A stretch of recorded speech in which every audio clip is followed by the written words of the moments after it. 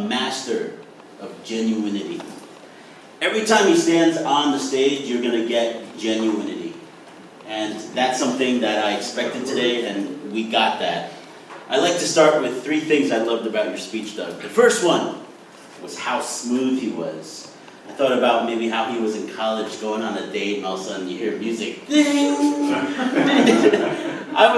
First I saw the title, and I was hoping this was what you were going to speak about, because it's one of my favorite songs. And I heard it right next to me, and it surprised me. So that was really, really smooth. I don't know how you did it. It's like magic. The second one was how insightful you were. The insight, the things I didn't know about this song, the things I didn't know about Billy Joel, who I've actually met before in New York, I learned through Doug.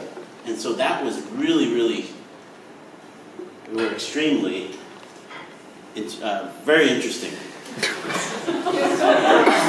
When I said very, very, Joe looked at me and he said, "What's your name?" I figured having a seat. McDonald, yeah. And then the last thing I really liked about yours was how you injected personal anecdotes on how the song spoke to you. Because obviously a lot of people will talk about it, but then they won't talk about why they like the song. And you did that. And you covered a lot more. Now, this is an evaluation, so I should give you some tips on how you improve it. I don't have many because it was really a wonderful speech. The first thing I think was very distracting. You had a piece of paper. And I was like, Doug, did he not memorize the speech? Did he not practice? I don't know why he had a piece of paper, but he read my mind because halfway through the speech, the paper was gone. And so that was good. The second one was he tends to have a resting, I don't want to say the bad word, but it's a resting serious face. Every time Doug speaks, he's got a very serious face, and he sometimes looks like he's going to cry. And I wish he would smile more when he speaks. When he's up here, I wish he had a smile more. He would pull that lip down or something.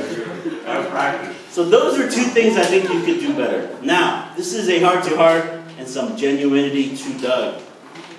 I wish I knew what your Vienna was. Because you've talked about doing the RV thing and going cross-country. I think that is one of your things.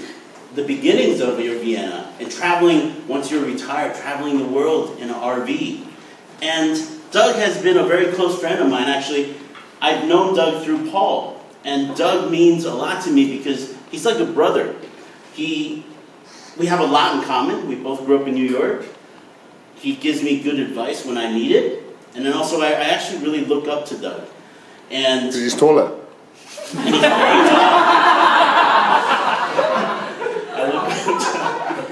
Anyways, Doug, he ruined it. There is my genuinity. And sorry. Slow down, you crazy Doug. Please find your Vienna. Thank you.